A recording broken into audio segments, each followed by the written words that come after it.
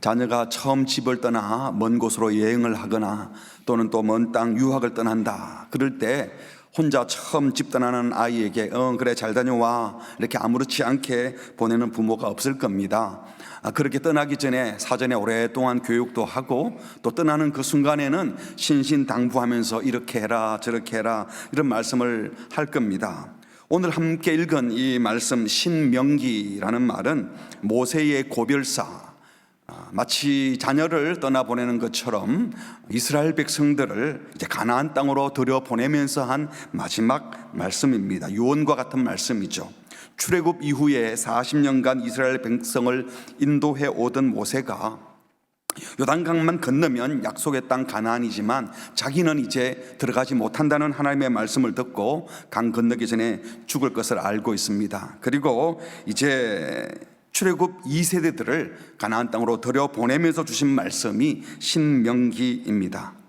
이들이 들어가서 살게 될 가나안은 어떤 곳일까요?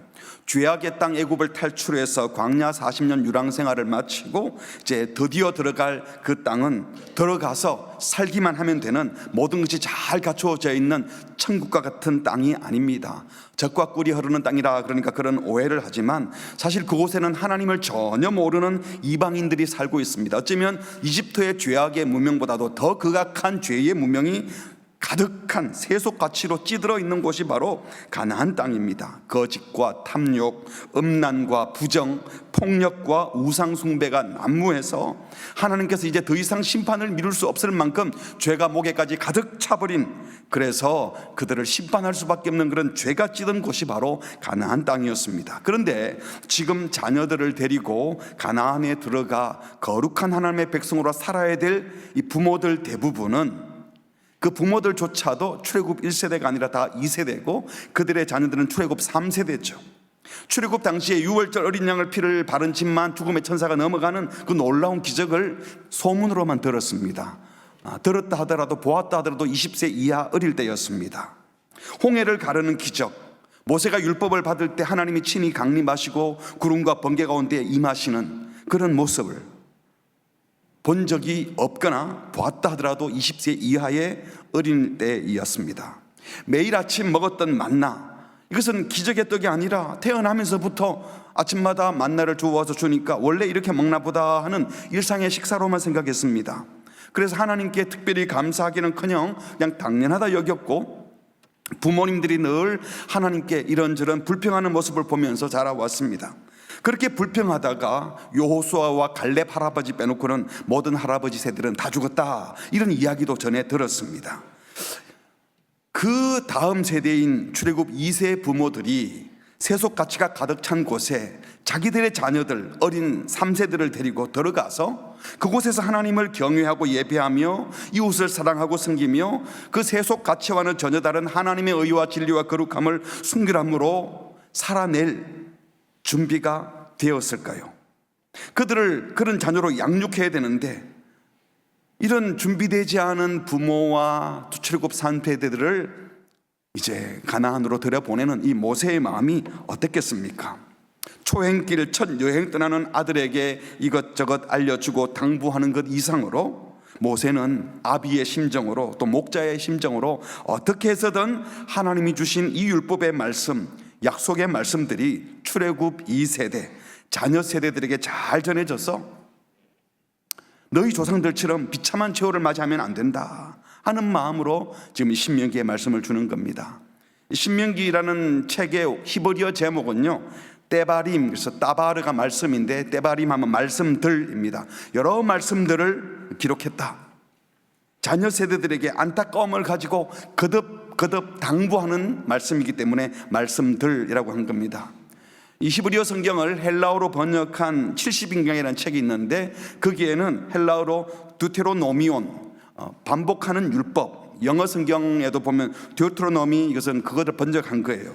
그러니까 율법을 반복해서 다시 말씀하는 것이다.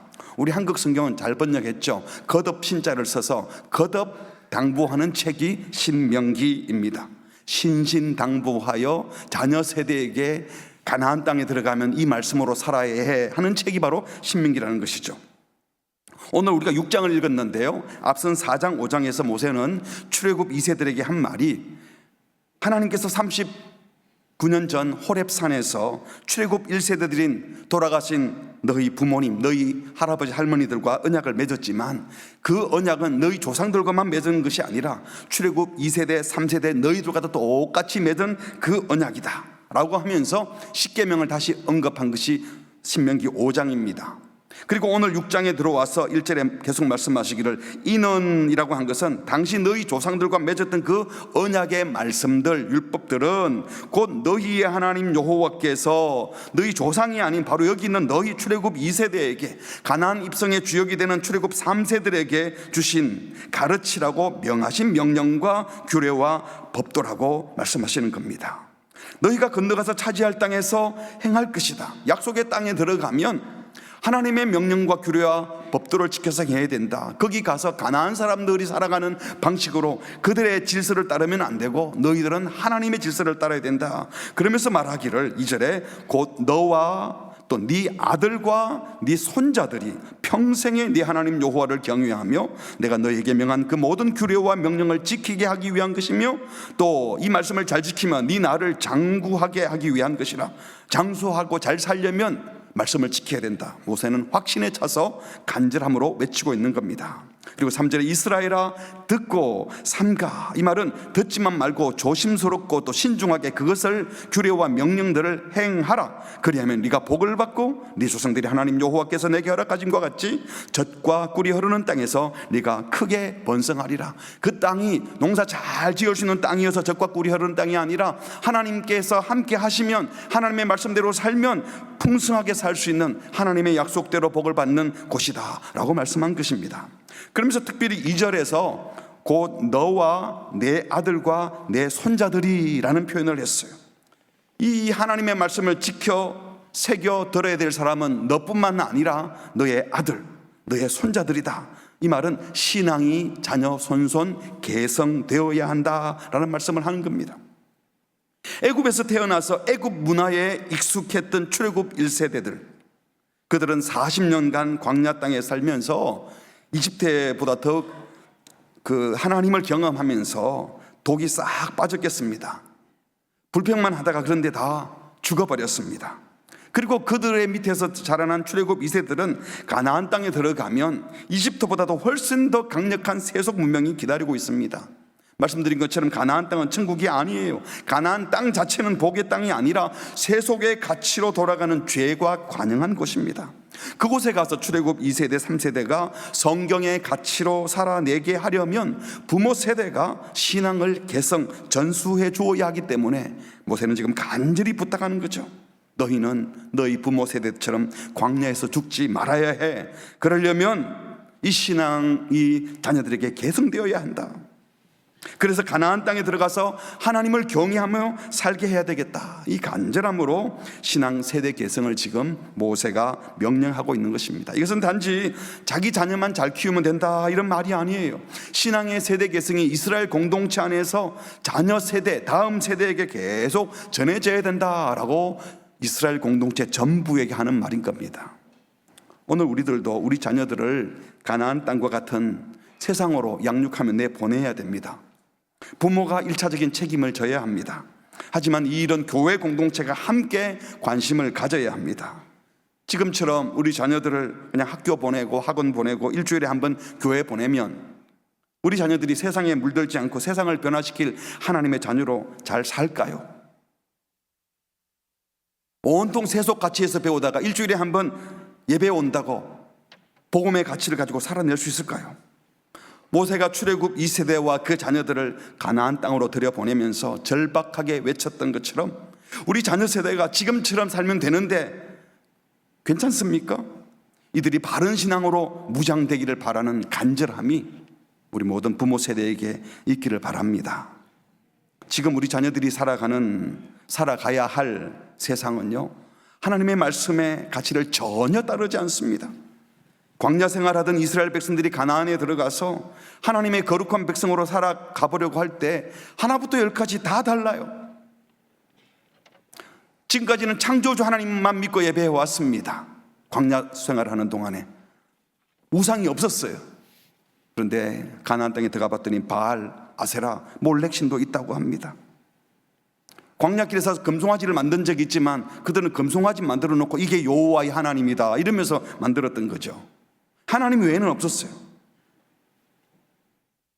광야 생활하는 동안에는 불평은 했지만 그래도 죄의 욕구가 아니라 하나님의 말씀을 따라 살아야 해 야단도 맞고 혼도 나면서 하나님 두려운 줄 알았어요. 근데 가나안 땅에 들어가 보면 온통 자기들의 욕구를 뿜어내며 살고 있습니다.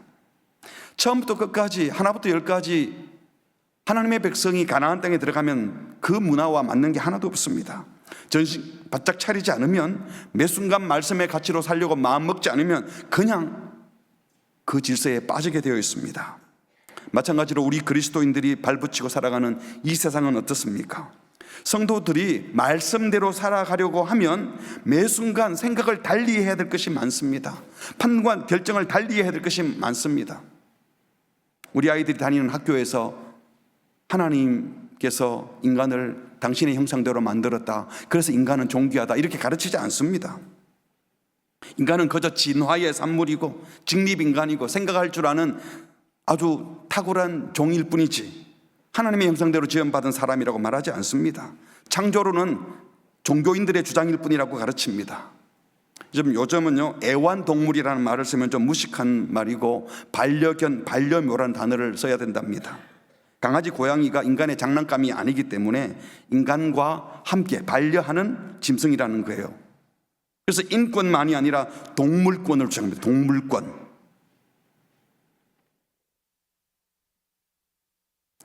애완동물이 실제로 인간의 삶, 인간의 정신세계에 긍정적인 영향을 많이 주기 때문에 실제로 외로운 사람이 동물과 함께 있으면서 우울증이 치료되기도 하고, 또 장애인, 맹인 같은 경우는 안내견이 잘 도와주니까 애완동물 의미 있게 생각할 필요가 있습니다. 또 소중히 여길 필요도 있습니다. 생명체인 동물을 학대하지 말아야 되고 잔인하게 대하지 말라고 가르쳐야 합니다. 그건 충분히 이해가 돼요, 거기까지는. 그런데 신학자들 중에서도요, 이런 가르침을 넘어서 창세기 1장 28절에서는 사람들에게 생육하고 번성하라라고 되어 있는데 1장 22절에 보면 물고기와 새들을 만드시고 생육하고 번성하라, 요 구절이 나오거든요. 그래서 그 말을 딱 인용해가지고 하나님은 동물과 인간을 똑같은 차원에서 신과 교감하는 피조물로 만들었다, 이렇게 주장을 합니다. 그리고 심지어 동물은 인간의 먹거리가 아니라 아담을 돕는 배필로 창조되었다, 이렇게 여성과 이 동물을 같은 수준에 두려고 하는 황당한 주장을 하기도 합니다. 그러면서 또 이런 말도 해요. 기독교 스스로가 만든 인간 중심주의 신학에서 황골탈퇴해야 세상이 달리 보인다. 너무 인간 중심적이다. 동물도 그 속에 집어넣으라는 거예요. 동물도 인간에 준하는 지위가 있다는 듯이 말을 합니다. 지난주에도 말씀드렸지만 지금 세상에서는 하나님께서 남자와 여자로 창조하셨고 둘이 한 몸을 이루어서 자녀를 낳고 가정을 이루고 살아가는 것, 이 자연스러운 것을 거부합니다. 남성, 여성 외에도 본인이 취향 따라서 다른 성을 가질 수 있다는 겁니다. 육체의 성별과 상관없이 인간 스스로 성을 결정하는 것이 인권을 존중하는 것이다, 이렇게 말을 합니다. 벌써 1년 전에 우리나라에서 레즈비언 커플들이 있었는데 한국에서는 허락해 주지 않으니까 유럽 쪽에 가가지고 그쪽에 있는 정자은행에서 정자를 기증받아가지고 임신을 해서 이제 곧 출산할 건데, 이 레즈비언 부부가 한국에 돌아와서 똑같이 엄마 역할을 하며 살 수 있도록 해줘야 한다. 이걸 누가 기사가를 쓰면서 이 기사를 쓴 분도 이런 사람들을 잘 받아들이고 스스럼 없이 인정해 주는 것이 차별 없는 세상을 만드는 길이고 깨어있는 사람의 자세이다, 이런 식으로 글을 쓴 걸 봤어요. 이게 지금 세상입니다. 그러다 보니까 남자와 여자가 결혼하여 가정을 이루고 자녀를 출산하고 양육하는 아주 기본적인 창조 명령, 하나님이 선물로 주신 이 결혼과 또 양육, 이것을요 무시 내지는 거부하는 것이 세상의 모습이에요. 젊은이들 사이에 결혼이나 출산이나 양육을 두려워하고 포기하는 이유 중에 하나가 돈이 많이 들어서, 결혼하면 내 삶이 없어져서, 지극히 이기적인 것이죠. 이런 상황에서 국가는 저출산이 계속되면 생산 인구, 소위 경제 활동 인구가 줄어들어서 파탄이 올 것이다 염려하면서 내놓는 대책이 대부분 재정 지원을 어떻게 하느냐. 그래서 여성들도 계속 경제 활동을 할 수 있도록 도와주는 것, 국가가 자녀들 대신 도와주겠다, 이게 이제 내놓는 정책이에요. 삶의 기준도 목표도 없으니까 어떤 삶이 진정 복된 삶인지 모르니까 모든 것을 돈 문제로, 경제 문제로 해결하고 마치 자연스러워야 될 것들이 짐이고 부담인 것처럼 우리를 세뇌시키고 있는 겁니다. 지금 정치도 마찬가지입니다. 정치권에 있는 사람들이 이 말 저 말 많은 주장들을 해요. 기도회를 빙자해서 정치적인 목적을 이루려고 합니다. 온 나라를 좌파 우파로 나누고 언론과 개인들이 각자 하고 싶은 얘기들을 막 많이 해요. 이제는 개인 방송국이 생겨서 유튜브에서 각가지 나름대로 멋진 주장을 하고 있습니다. 근데 분석해보면, 제가 다 분석해보지는 않았지만 직관적으로 생각해보면 결국에는 다 뭐겠어요? 뭘 노리겠어요? 돈이 주인 노릇하고 있는 겁니다. 탐욕이 주인 노릇하고 있는 겁니다. 뭘 두려워하겠습니까?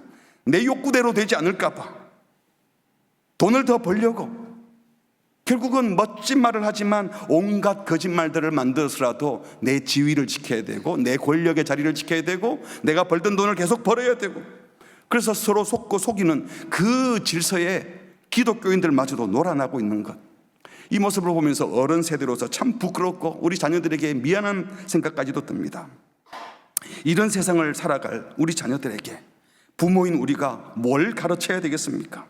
그냥 세상이 교육부가 만들어둔 교육과정을 따라 학교에서 배우게 하면, 거기서 남보다 공부 더 잘해서 실력 쌓아서 그곳에서 왕따 당하지 않고 이기게 하면, 1등하게 하면 그게 잘 키우는 걸까요?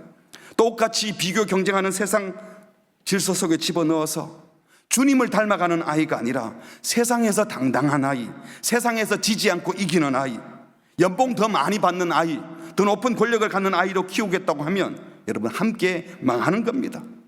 그 사탄의 질서에 빠져드는 겁니다. 목표를 잘 세워야 합니다. 그렇지 않으면요 열심히 교육하고 불행해지는 거예요. 이렇게 교육열이 높은 나라가 어디 있어요? 근데 행복합니까? 신명기에서는 분명히 말씀하십니다. 첫 번째로 교육해야 될 것은 하나님의 존재를 인정하고 그 하나님을 사랑해서 예배하는 즐거움을 가르치라고 말씀하십니다. 4절을 보세요. 이스라엘아 들어라. 우리 하나님 여호와는 오직 유일한 여호와이시니 너는 마음을 다하고 레밥, 지정의를 포함하여 인간의 모든 정신을, 내면의 모든 것을 다하여 뜻을 다하고 네페시, 생명, 호흡, 혼을 다하여 힘을 다하여, 이게 매우 육체적, 정신적 활동력 모든 것을 다하여, 그러니까 마음과 뜻과 힘을 다하여 해야 할 일이 뭐라고요? 내 하나님 여호와를 사랑하라. 하나님 사랑을 그냥 하면 되는 게 아니고요, 마음과 뜻과 힘을 다하여 하나님을 사랑하게 가르치라는 겁니다. 우리가 자녀를 성경적 가치로 양육한다는 것은요 단순히 세상보다 좀 더 고급한 윤리를 가르치는 게 아니에요. 최고의 성경적 가치라면 창조주 하나님을 부인하는 시대에 창조주 하나님이 분명히 살아계시고 유일한 참 하나님이 계시다는 것을 인정하는 겁니다. 온통 자기 욕심, 이기심을 쫓아가는 세상에서 마음과 뜻과 힘을 다하여 자기를 사랑하는 것이 아니라 하나님을 인정하고 하나님을 사랑하도록 하라는 겁니다. 그래서 창조주 구원자 되시는 그 하나님을 사랑하여 예배하는 것이 모든 삶의 기초가 되어야 한다는 겁니다. 여러분은 하나님만이 창조주이시고 우리는 그분의 피조물이요, 하나님만이 주권자이시고 이 나라의 역사를 주관하는 분, 돈 가진 권력자나 정치 권력 가진 사람이 아니라 오직 하나님이라는 사실을 믿으십니까? 두려워할 일이 별로 없어요. 왜 괴성을 지르고 사람들을 모아서 뭘 하면서 뭘 지키겠다입니까? 당시 사람들은 자신들의 원초적인 두려움을 내쫓기 위해서 필요에 따라 이신 저신 섬기는 다신론자들이었어요. 혹시 이 신 생겼는데 저쪽 신이 농하면 안 되니까 다 섬기는 거예요. 또 자연을 신으로 숭배하는 범신론이 보편적이었습니다. 모든 게 신이라고 생각했습니다. 이런 시대에 범신론도 아니고 다신론도 아닌 오직 여호와 하나님만이 신이다 하는 유일신론을 가르치는 것은요 선포하는 것은 굉장히 놀라운 외침이고 용기 있는 외침이에요. 혹시나 여호와 하나님보다 더 센 신의 노여움을 받으면 어떡하나 하는 걱정이 생길 수도 있다는 거예요. 그런데 걱정하지 말고 하나님만 믿으라는 겁니다. 요즘 아이들 가운데 간혹 부처님, 공자님, 예수님의 이름으로 기도합니다. 나무아비타불 아멘. 이거 신을 모독하는 거잖아요. 왜 그런 식의 말을 할까요? 이 신이 안 들어주면 저 신이 들어주고, 저 신이 안 들어주면 이 신이 들어주고. 불안이에요, 불안. 마음에 있는 불안을 그렇게 표현하는 겁니다. 여러분은 두려움 없이 하나님만 섬기기로 작정하셨습니까? 하나님을 모독하는 자들을 거부하고 하나님만을 경외하며 섬기기로 작정하셨습니까? 하나님이 우리의 창조주시고 섭리자이고 주권자이심을 믿었습니까? 그러면 하나님만 두려워하고 하나님만 경배하시기를 바랍니다.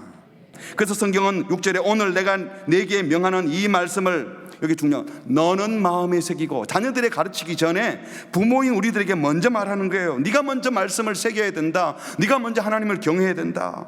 여러분, 내가 사랑하지 않는 것을 자녀 보고 사랑하라고 할 수 없어요. 내가 믿지 않는 것을 자녀들로 믿게 할 수가 없는 거예요. 내가 싫어하고 지키지도 않는 하나님의 말씀을 아이들 보고 지키게 할 수 없는 거예요. 그래서 부모가 먼저, 네가 먼저 말씀을 마음에 새기고 부모가 지키면서 가르치라는 겁니다. 하나님만이 참 하나님이요 우리의 창조주요 구원자시라면 그분만 사랑하고 그분과 교제하고 그분을 예배하는 것이 가장 기본 중에 기본이 될 겁니다. 하나님을 제대로 예배하지 않고 예배를 소홀히 여기고 자기 혼자 자기 욕구대로 사는 것을 즐거워하는 사람이 행복한 인생이 될 수가 없습니다. 우리가 자녀들 보고 예배는 소중한 거야, 예배는 기쁜 거야, 이렇게 말로 가르친다고 되는 것이 아니라 우리가 예배를 행복하게 여기고 예배를 즐거워하고 기도하는 시간이 너무 즐겁고 다른 건 다 못해도 밥은 못 먹어도 예배는 드린다. 난 이게 너무 좋아, 기뻐. 율법에 의해서가 아니라 정말 즐거워하는 것을 보여주면 자연히 예배 드리고 싶어질 것 아니겠어요? 아이들 보고 예배 안 드리면 벌 받는다, 예배 시간에 딴짓하면 하나님이 혼난다. 그럼 예배가 뭐예요? 예배가 기쁨의 자리가 안 되고 잘 못하면 벌 받는 일이 되면 안 되잖아요. 예배를 소중히 여기라고 말로 가르치는 것이 아니라 우리가 예배를 귀히 여기고 즐거워하고 예배를 행복하게 여기는 복된 예배자가 되시기를, 하나님을 경외하는 자가 되시기를, 그래서 자녀들이 자연스럽게 예배하는 우리를, 여호와를 경외하는 우리를 보고 배울 수 있도록 하는 우리 모두가 되기를 주의 이름으로 축복합니다. 두 번째로 중요한 것은요, 자녀들에게 말씀을 가르친다, 신학으로 양육한다, 이게 성경 이야기 많이 들려주고 암송 많이 하게 하는 게 아니에요. 물론 성경 이야기 들려줘야 됩니다. 암송도 시켜야 합니다. 근데 중요한 것은 왜 그렇게 합니까? 결론적으로는 결국은 이들이 장성해서 성인이 되어서 자기가 선택하고 자기가 판단하고 자기가 결정해야 돼요. 그럴 때 이 성경적 가치로 생각하고 행동할 수 있도록 말씀을 가르치고 암송을 시키고 성경을 가르치는 거예요. 오늘 7절에 보시면 네 자녀에게 부지런히 가르치며, 언제 가르치라고 그럽니까? 집에 앉았을 때든지. 이 말은 집안에서 음식을 장만하고 식사하고 청소하고 또 부모님과 자녀들이 대화하고 교제할 때, 또 길을 갈 때든지는 집 밖을 나섰을 때를 말하는 거죠. 집 밖에서도 이동 중에 여행할 때 차를 타고 다니면서, 또 누웠을 때든지 일어날 때든지. 이 말은 밤이든 낮이든 언제든지, 물론 아이들이 잠들기 전에 성경을 읽어주고 일어나면 기도하고 이런 것도 훈련해야 되지만 여기서의 말씀은 누웠을 때든지 일어날 때든지는 밤낮 할 것 없이, 그러니까 집 안, 집 밖, 밤에도 낮에도, 다른 말로 하면 매 순간 무슨 일을 하더라도 이게 이 말씀을 강론할 것이며, 이 말은 설교를 계속해라 이 말이 아니에요. 삶의 모든 순간에 하나님이 이걸 원하시는 것 같아. 말씀을 생각해 보면 이 상황에는 이렇게만 하는 게 맞아. 아이들이 분별할 수 있도록 순간순간 말씀으로 분별하도록 지도하고 가르치라는 겁니다. 이 상황에는 하나님이 이걸 원하시는 것 같아. 성경에는 이렇게 말씀하고 있어. 하나님의 말씀의 기준으로 말과 행동을 교정시켜주고 매 순간 말씀의 기준을 제시하라는 겁니다. 8절에 보면 너는 또 그것을 어디에 매라고요? 손목에 매어. 이건 말씀을 손목에 매어 기호를 삼으며 네 미간, 이마죠, 이쪽에 붙여 표를 삼고 또 네 집 문설주 바깥문에 기록할지니라. 문패에 있는 것처럼. 이 말씀을 받았던 유대인들은 실제로 후대에 이 문자적으로 테필린이라고 하는, 여러분 오른쪽에 보면 이마에 뭘 하나 달고 있죠. 저기 가죽으로 만든 상자인데 이 속에 신명기 6장 4절에서 9절 하나님만 사랑하라는 이 말씀을 써가지고 넣어뒀어요. 이 가죽 상자, 이걸 왼쪽 팔목에 메고 이마에도 붙이고, 그리고 또 메두자라고 해서 여러분 왼쪽에 그림을 보면 이 현관문 앞에다가, 집 대문 앞에다가 붙여뒀다고 해요. 이도 견갑 안에다가 말씀을 써서 넣어둔 겁니다. 이스라엘 여행할 때 보니까 호텔, 그 이스라엘 내의 호텔 객실 문 앞에도 저런 게 다 붙어 있어요.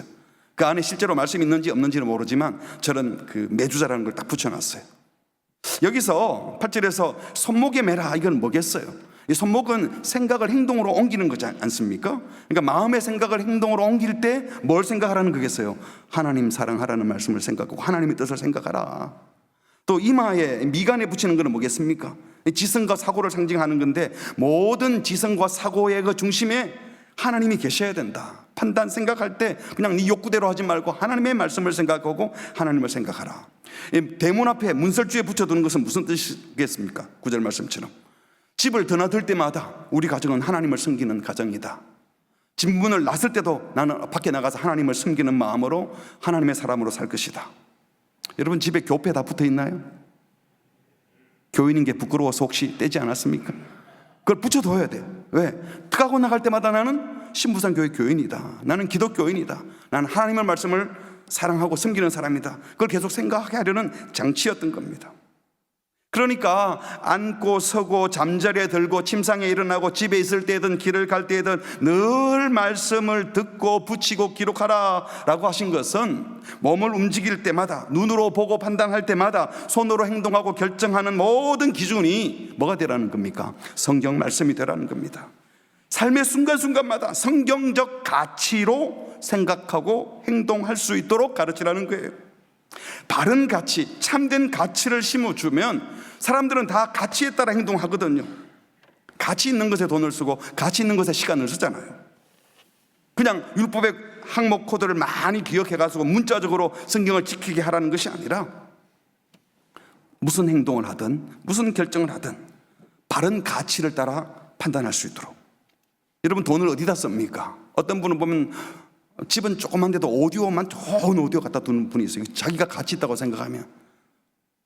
또 아주 고급차를 타요. 근데 집은 작아도 자기가 그게 가치 있다고 생각하면. 어떤 분은 운동하는데 돈을 많이 쓰는 분들도 있어요.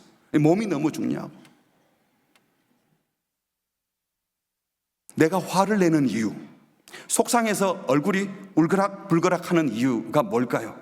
그게 중요하다고 생각하는데, 내가 중요하다고 생각하는 것이 손상이 가면 화가 나는 거 아닙니까? 결정적으로 돈을 쓰는 것, 정말 내가 기뻐하면서 마음 편해하는 곳, 그게 내 가치가 가 있는 거예요. 굉장히 정직하고 정의로운 삶을 추구한다고 말하는 사람이 있었어요. 근데 결정적인 순간에 나한테 막대한 물질적인 이익이 온다고 생각하니까 마음이 흔들려서 돈 버는 쪽으로 택했다. 그러면 그 사람은 정직과 정의가 그대의 가치가 아니고 뭐가 자기 가치입니까? 돈이 가장 중요한 가치인 거예요. 정직해야 된다고 늘 말해왔어요. 정직하게 살아왔는데, 정직하게 말하면 내 자존심이 상할 것 같고 또 무시받을 것 같아. 그래서 아무도 모르게 내 자존심과 무시받지 않으려는 마음 때문에 살짝 거짓말을 들키지 않게 했다면, 실제로는 정직이 그의 최고의 가치가 아니고 내 자존심과 명예가 더 중요한 가치이기 때문에 그렇게 거짓말을 하는 겁니다.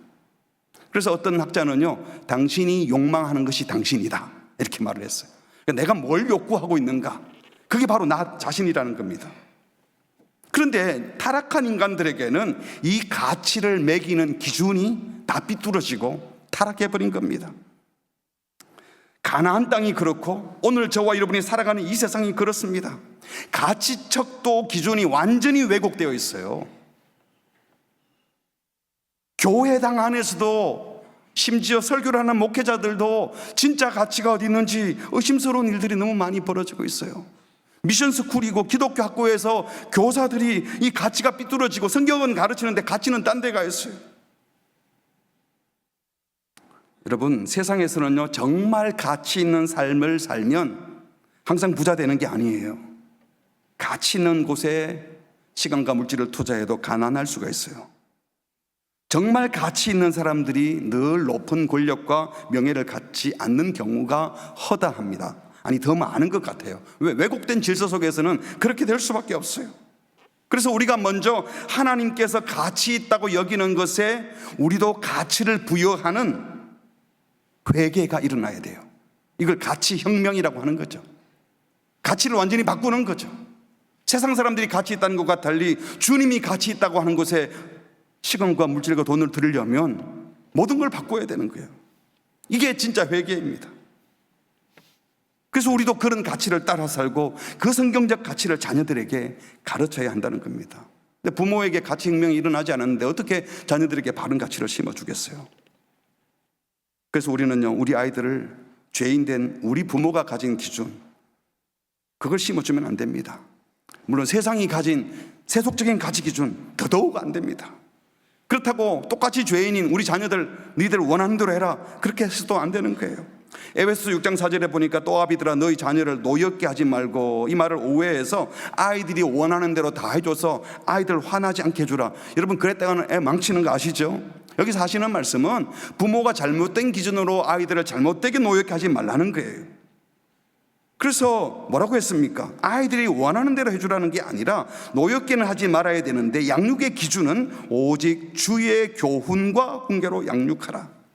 내 감정과 분노로 가르치다가 노엽게 하지 말고, 인본주의적 교훈으로 가르치지 말고, 세상 가치로 가르치지 말고 주의 말씀과 주의 교훈으로 양육하라고 말씀하십니다. 우리는 툭하면 내 자식 기 죽으면 안 되는데 기 안 죽이려고 다른 아이들 갖는 거 다 갖게 해주고 다 사주고 원하는 대로 다 해주다가 결국 아이를 망칩니다. 아이들도 다 죄인입니다. 초등학생만 돼도요, 말초적인 기쁨, 때리고 부수는 거 좋아해서 게임도 보세요. 다 두들겨 부수고 으악 죽었다 그러고, 이 폭력성. 초등학교 고학년 돼도 음란한 비디오 다 봅니다. 유튜브 이런 거 봅니다. 세속적인 것, 중학생쯤 되면 안 본 아이가 없다고 할 정도입니다. 갈수록 그런 것에 많이 노출되고 더 자극적인 것을 추구하는 시대에 우리 아이들이 살고 있어요. 그런데 부모들이 자기 편하려고 통제력 없는 아기들에게 그냥 영상물을 아무렇게나 자기 마음대로 볼 수 있도록 내버려 두면 큰일 나는 겁니다. 그렇다고 비뚤어진 부모의 욕심대로 아이를 달달 볶아서도 안 되는 겁니다. 북하면 부모들이 이건 기본이지, 이건 기본이지, 그렇게 해서 잘 살 수 있겠니? 라고 하는 기본이라고 하는 그 기본, 이렇게 해야 잘 산다고 하는 그 잘 산다는 기준이 정말 성경의 가치이고 주의 교훈인가 물어봐야 돼요. 그저 공부만 잘하면 되는 줄 알고 돈 잘 버는 아이만 되면 되는 줄 알고 그렇게 키워서는 안 되는 겁니다. 주의 교훈과 훈계로 양육하는 것의 목표가 무엇이 되어야 되겠습니까? 교육의 목표를요, 세상은 자아실현이라고 해요. 자아실현이 아닙니다. 죄인들이 자아실현하면 뭐 하겠어요? 더 큰 죄인 되죠. 오히려 성경은 자기를 부인하고 회개하고죠, 예수 믿어서 죄 용서함 받고 구원을 받아야 된다. 구원받고 난 다음에 예수 닮은 제자가 되도록 해야 된다고 말씀하십니다. 누가복음 9장 23절에 보니까 누구든지 나를 따라오려거든 자기 부인하고 자기 십자가 지고 나는 죽었다 생각하고 예수님 따라야 된다고 했잖아요. 그렇습니다. 디모데후서 3장 15절에도 보니까 성경이 주신 목적은요, 예수 안에 있는 믿음으로 말미암아 어디에 이르는지에 구원에 이르는지, 구원 받아야 될 존재라는 겁니다. 그러니까 아이들로 하여금 나는 죄인이다, 나는 구원 받아야 될 존재이다, 예수 보혈의 은총으로 죄사함의 은총을 입어야 될 죄인이다. 여러분, 아무리 순진무구해 보이는 어린이들도 원죄를 가진 타락한, 그래서 똑같이 하나님의 은혜가 절실히 필요한 죄인들입니다. 가만 내버려 두면 타락합니다. 가만 내버려 두면 하나님 예배할까요? 그럴 리가 없습니다. 가만 내버려 두면 배려하고 양보하고 더불어 살아가는 세상을 만들까요? 아니에요. 욕심꾸러기가 됩니다. 탐욕적인 인간이기 때문입니다. 이런 죄인들이 이 세속적인 비교 경쟁하고 욕심의 문화에 더 익숙해지기 전 일찍부터 하나님을 예배할 수 있도록, 내가 죄인인 것을 깨닫도록, 힘이 들어도 다른 이들과 함께 살아가도록, 자기 몸도 잘 돌보지 못하는 어린 아기 시절부터 그들의 손을 잡아주고 안아주고 하면서 사랑한다고 말해주고 그들도 기다릴 줄 아는 아이로 또 하나님 보호자 앞에 나아갈 수 있는 아이로, 하나님이 존재하신다는 것을 느끼게 해주는 교육을 해야 하는 겁니다. 그래서 여러분, 영아부 교육이 너무 소중한 거예요. 내 손자 내 손녀가 없어도, 내 아들 딸이 없어도 여러분, 어린 자녀들을 하나님의 말씀으로 바른 가치로 하나님의 임재를 느끼도록 도와주는 이것이야말로 우리 교육의 아주 중요한 지점인 겁니다. 그래서 결국 그들이 예수님을 구주로 영접하도록 하는 것을 부모의, 또 학교 선생님들의, 우리 주일학교 선생님들의 중요한 교육의 목표가 되어야 돼요. 그리고 나서 그 다음에 인격적 교육을 하는 겁니다. 16절에 보니까 모든 성경은 하나님의 감동으로 된 것으로 교훈, 책망, 바르게 함, 의로 교육하기에 유익하니 이는 하나님의 사람으로 뭐라고요? 온전하게 하며. 아까 15절에서 구원에 이르는 지혜, 그 다음에 주신 것이 온전한 인격을 갖추는 사람, 그리고 난 다음 17절 후반절에 보니까 모든 선한 일을 행할 능력, 다른 사람을 섬기고 돕는 봉사자도 되게 하라는 겁니다. 이것이 우리 부모 세대가 자녀들에게 보여줘야 될, 추구하는 교육이어야 하는 겁니다. 아이들의 자아 실현이 아니라, 자기 꿈을 이루는 것이 아니라 자기를 부인하고 구원받아 하나님의 자녀가 된 이후에 하나님의 꿈을 이루는 자로 양육해야 되는 겁니다.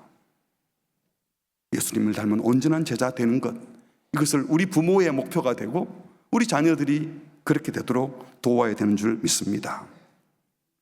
그 결실이 뭐겠습니까? 누가 진짜 제자의 모습일까요? 간단히 정리하면 온전히 하나님의 사람의 모델이 되셨던 예수님을 닮으면 됩니다. 근데 예수님은 어떻게 하셨습니까? 본인이 하나님과 동등된 분임에도 불구하고 하나님을 사랑하고 하나님을 경외하고 하나님께 순종했어요. 주님 닮은 제자는 하나님을 경외하고 하나님을 사랑하고 하나님을 예배하는 자입니다. 위로. 동시에 하나님께서 똑같이 당신의 형상으로 만든 내 이웃을 사랑하고, 하나님이 만드신 피조 세계, 하나님이 만드신 세계이기 때문에 그 자연을 함부로 대하지 않고 아름답게 잘 가꾸는, 그 다음에는 나 혼자 고상한 인생이 되는 것이 아니라 함께 행복한 공동체를 이루게 하는 것. 하나님께서는 관계적인 존재로 만드셨고 하나님 나라를 이루라고 하셨고요, 가족 관계를 이루라고 말씀하십니다. 이렇게 하나님을 사랑하고 이웃과 자연을 사랑하고 공동체를 이루고 자기만 잘 되려고 하지 않고 함께 잘 되려고 하는 사람으로 양육하는 것이 성경적 가치로 자녀를 양육하는 거예요. 그래서 자기 혼자 똑똑하고 자기 혼자 잘나고 자기 혼자 남 부끄럽지 않은 삶 사는 게 아니라 옆에 친구가 많이 있어야 돼요. 많은 사람들을 섬길 수 있는 사람이어야 되고 주변을 복되게 하는 사람이 교육을 잘 시킨 겁니다. 이것이 바로 창조 때 하나님께서 만드셨던 그 하나님의 형상을 회복하는 겁니다. 이 공동체를 잘 되게 한다는 것은 결국 그 속에 공평과 정의를 시행하는 마음을 주는 겁니다. 선지자들은 그래서 공평과 정의의 열매는 평환이라고 했습니다. 화평이니라. 평화로운 나라가 되기 위해서 공평과 정의가 필요한 겁니다. 우리 아이들이 눈치 보면서 자기 욕심 챙기는 이 세상 사람들처럼 가게 하지 말고, 내가 조금 희생하더라도 공평과 정의가 시행되어서 함께 잘 사는 세상, 그리고 지금만 잘 되지 않고 미래가 더 아름다운 세상이 되도록 섬길 줄 아는 아이로 키워야 하는 겁니다. 지금 이 세상은 거짓이 난동을 부리고 있고 이 권력이, 돈이, 힘이 지배하는 세상이 되어버렸습니다. 이런 세상에 참된 사랑과 진리로 하나님을 경외하고 부모님을 존중히 여기고 효도하며 이웃과 자연을 사랑하며 자기 혼자가 아니라 공동체를 이룰 줄 아는 자녀로 키워내는 우리 모두가 되시기를, 개인만이 아니라 우리 부모가 되시기를 주의 이름으로 축복합니다. 말씀을 맺겠습니다. 첫 번째로, 자녀들을 세상에 보내는 부모 되신 여러분, 또 어른 세대 여러분, 먼저 출애굽 2세대를 가나안에 들여 보냈던 이 모세의 간절함을 우리 모든 어른 세대에게 주시기를 바랍니다. 신명기를 통해서 신신당부하며 자녀 세대에게 신앙이 개성되기를 사모했던 그 모세의 간절함이 우리의 간절함이 되었으면 좋겠습니다. 특별히 내 자녀만 잘 키우면 되지, 그러면 안 되는 거예요. 내 손자 손녀만 잘 키우면 되지가 아니라 교회 공동체가 함께 그들을 양육하고 키워야 됩니다. 저는 확신합니다. 교회 공동체가 건강하고 바른 공동체가 되면요, 여기서 보고 들은 대로만 하면 되겠구나, 아이들이 느끼고 배우고 있거든요. 그래서 우리 공동체를 진리 위에 든든히 쓴 공동체로 만들어 가는 것이 자녀들을 잘 양육하는 거예요. 특별히 부모님들이 우리 아이들을 주일학교에 맡기고 위탁했다 이러면 안 됩니다. 자녀들 양육 책임은 부모에게 있어요. 주일학교 선생님들이 부모를 돕는 거예요. 그래서 부모와 교사가, 교육자가, 온 교회 공동체가 함께 이들을 키운다고 생각해야 하는 겁니다. 그래서 여기 계신 모든 할아버지, 할머니, 어머니, 아버지, 또 삼촌, 우리 모두가 자녀들이 그런 가족이라고 생각하시고, 우리 교회 공동체 자라는 모든 아이들이 하나님을 경외하는 아이들로, 하나님의 존재를 인정하는 자녀로 자랄 수 있도록 돕는 우리 모두가 되기를 바랍니다. 두 번째로, 사람은 가치 있다고 여기는 것에 시간을 쓰고 돈을 쓰고 몸을 들입니다. 그런데 여러분은 무엇을 가장 가치 있다고 여기고 있습니까? 여러분 자녀들이 부모된 여러분들을 보면서 우리 엄마 아빠가 이것을 가장 가치 있게 여기는 것 같다, 이걸 가장 소중히 여기는 것 같다 하는 그것이 무엇입니까?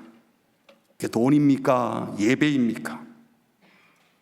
그것이 공평과 정의를 시행하여 공동체를 이루는 것입니까? 내 가족만 잘 되는 것입니까?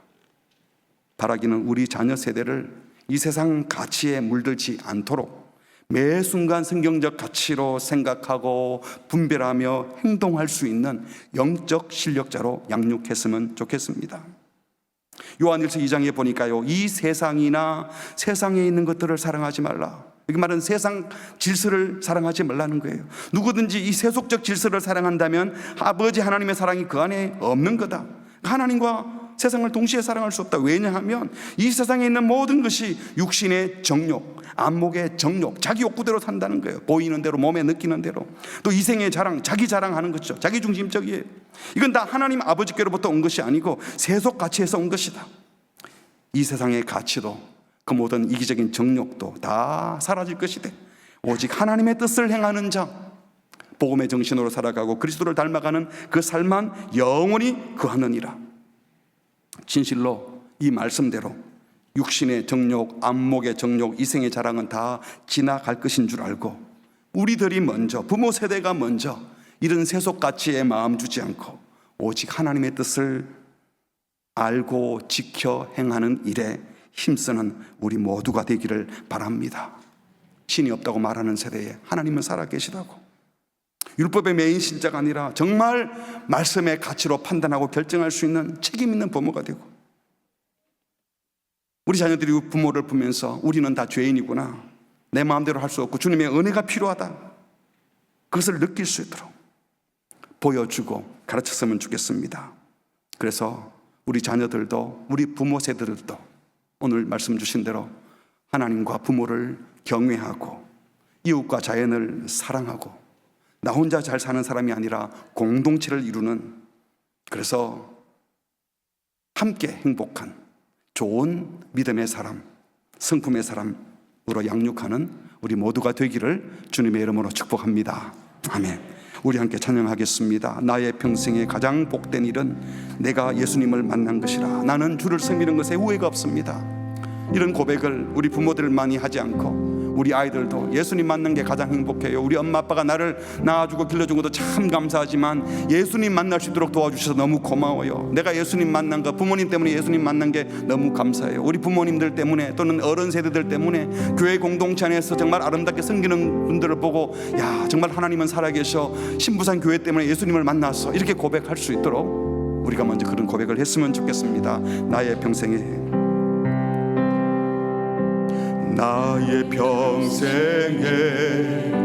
가장 복된 일은 내가 예수님을 만난 것이라. 나의 평생에 가장 잘할 일은 내가 예수님을 주로 섬긴 것이라.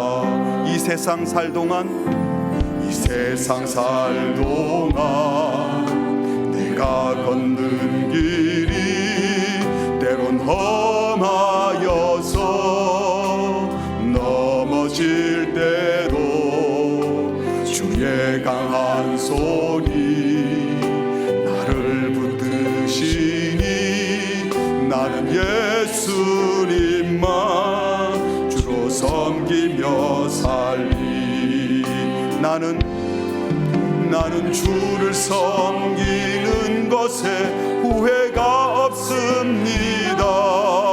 내가 걸어온 모든 시간 다 주의 은혜니 내가 걸어갈 모든 날도 주만 섬기며 살리. 오직 예수 기름 부르며 살아가리라.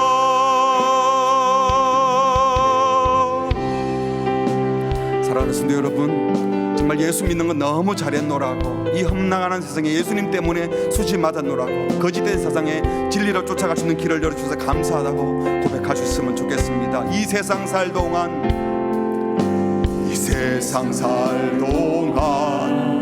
내가 걷는 길이 때론 험하여서 넘어진 주의 강한 손이 나를 붙드시니 나는 예수님만 주로 섬기며 살리. 나는 주를 섬기는 것에 후회가 없습니다. 내가 걸어온 모든 시간 다 주의 은혜니 내가 걸어갈 모든 날도 주만 섬기며 살리. 오직 예수 기름 부르며 살아가리라. 이것이 나의 간증이요, 이것이 나의 찬송일세. 나 사는 동안 끊임없이 구주를 찬송하리로. 이것이 나의 간증이요, 이것이 나의 간증이요, 이것이 나의 찬송일세. 나 사는 동안 끊임없이 구주를 찬송하리로다. 우리 같이 기도하겠습니다. 너무 혼탁한 시대를 살고 있습니다. 우리 자녀들이, 심지어 우리 청년들도 뭐가 옳은지 모르겠어요. 참 걱정이 됩니다 라는 말들을 합니다. 저는 요즘 이 시대를 바라보면서 한국교회가 참 많이 잘못했다, 무조건 믿어라, 의심하지 말고 믿어라. 그래서 교회 다니는 사람들이, 신앙의 훈련을 받은 사람들이 분별을 할 줄을 몰라요. 그냥 누가 말하면 다 맞는 줄 알고 쫓아가다가 또 이쪽으로 쫓아갔다가 저쪽으로 쫓아갔다가. 오늘 성경 말씀은 분별하라고 말씀하십니다. 성경적 가치로 분별할 수 있어야 된다고 말씀합니다. 그 속에 죄된 욕심이, 탐욕이 들어가 있고 돈이 자리를 잡으면요, 분별력이 다 사라지는 겁니다. 우리 자녀 세대가 바로 하나님을 두려워하고 하나님을 신뢰하고 하나님을 경외하는 것이 가장 복된 것이라고 그들이 믿을 수 있도록, 이 세속의 탐욕의 가치에 쩌든 사람들이 만든 정보들이나 생각들이나 사상들에 물들지 않도록 하나님의 말씀에 바로 사로잡힌 바 될 수 있도록 주여 은혜를 주시옵소서. 특별히 기도회를 빙자해서, 종교를 빙자해서 정치운동을 하는 사람들, 나라를 망치고 있고 교회를 망치고 있어요. 하나님, 우리를 불쌍히 여겨주셔서 정말 하나님을 함부로 하지 아니하고 하나님을 경외하고 예배할 수 있는 우리 모두가 되게 하여 주시옵시고, 우리를 보는 자녀 세대들이 하나님을 더 깊이 만나고 하나님과 부모를 사랑하고 존경하고 이웃을 배려하고 사랑하고 공동체를 이룰 줄 아는 자녀로 자라게 하여 주시옵소서. 우리 교회가 그 일을 감당하게 하여 주시옵소서. 함께 기도하시겠습니다. 하나님 아버지, 우리에게 말씀 주시옵소서. 참으로 악합니다. 주여, 주님 도와주시옵소서. 주님이 불쌍히 여주시옵소서. 거룩한 주님을 예배하고 하나님만 예배하고 하나님만 사랑하고 하나님만 따르는 자들이 되시옵소서. 도와주시옵소서. 우리가 두려워해야 될 분은 오직 여호와 하나님 한 분밖에 없으며 하나님만 예배해야 되는 것을 믿습니다. 하나님을 두려워하지 않고 다른 것을 두려워하고 하나님을 예배하지 않고 다른 것을 염려하는 우리의 탐욕과 죄악을 용서하시옵고 하나님을 여기하고 부모님을 사랑하고 하나님 이웃을 사랑하고 하나님의 공동체를 주는 우리 모두가 되게 하여 주시옵고 항상 자기만이 아니라 주변을 돌아보며 공평과 정의를 시행하여 평화의 열매를 맺어내는 자들이 될 수 있도록 주여 은혜를 베풀어 주시옵소서. 거짓과 탐욕에 찌든 자들이 만든 말들에 속아 넘어가지 말게 하여 주시고 오직 옳은 주님의 뜻을 쫓아갈 수 있도록 주여 은혜를 베풀어 주시옵소서. 세속의 가치, 탐욕의 가치 빠지지 않도록 주님 우리를 지키고 보호하여 주시고 우리의 교회를 지키고 우리 자녀 세대를 주님이 보호하여 주시고 악으로부터 들어오지 않도록 지켜 보호하여 주시옵소서. 우리를 지켜 주시옵소서. 주님 그렇게 살아갈 수 있는 용기와 믿음을 가하여 주시고 교회 공동체가 함께 온전히 주님을 예배드릴 수 있도록 주여 은혜를 베풀어 주시옵소서. 그렇게 일하여 주님을 경배합니다. 찬양합니다. 주님을 높여드립니다. 주님 우리와 함께하여 주시옵소서.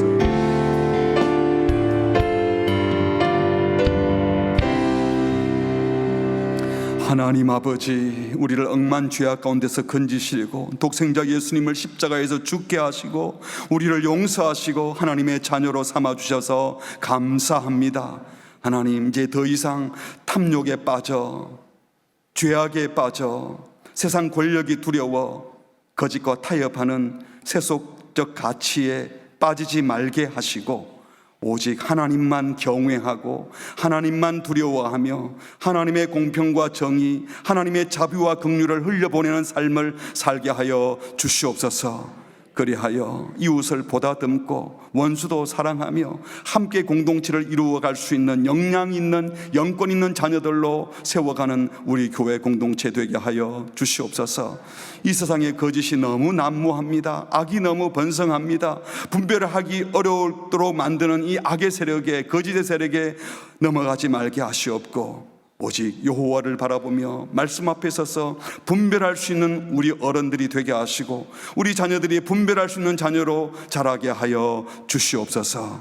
하나님을 경외하고 부모를 존경하며 이웃을 배려하고 사랑하며 나 혼자 고생한 사람이 되는 것이 아니라 함께 공동체를 이루어 함께 평화를 이루어내는 하나님의 백성들 되게 하여 주시옵소서. 이 모든 말씀 예수 그리스도의 이름으로 기도합니다. 아멘.